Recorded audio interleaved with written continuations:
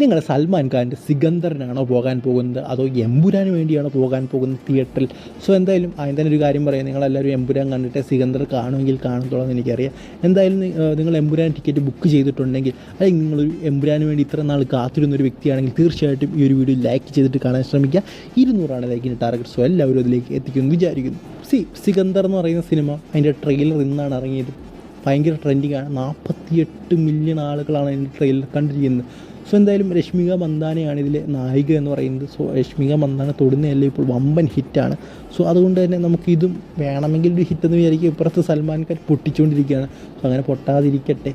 പൊട്ടിയാൽ ചിലപ്പോൾ നല്ലതാകാൻ പോകുന്ന എമ്പുരാനാണ്. കാരണം സികന്ദർ പൊട്ടിക്കഴിഞ്ഞ് കഴിഞ്ഞാൽ എമ്പുരാൻ അത് എന്താ പറയുക, ബോളിവുഡ് കത്തിക്കാൻ സാധിക്കും എമ്പുരാൻ നല്ലതാണെങ്കിൽ. സികന്ദർ വിജയിച്ച് കഴിഞ്ഞ് കഴിഞ്ഞാൽ എമ്പുരാൻ നല്ലതാണെങ്കിൽ പോലും ബോളിവുഡിൽ നമുക്ക് കയറിപ്പറ്റാൻ കുറച്ച് പാടായിരിക്കും എന്ന് തന്നെ പറയണം.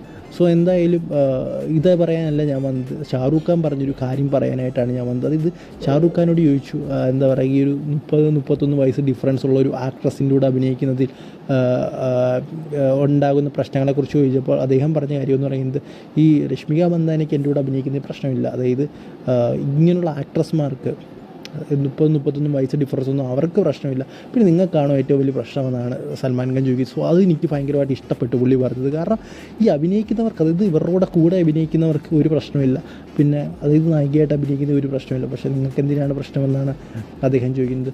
സോ എന്തായാലും ഇതിനെക്കുറിച്ചുള്ള നിങ്ങളുടെ അഭിപ്രായം പറയാം. എൻ്റെ അഭിപ്രായം അദ്ദേഹം കറക്റ്റായിട്ടുള്ള കാര്യമാണ് പറഞ്ഞതെന്നാണ് എനിക്ക് തോന്നുന്നത്.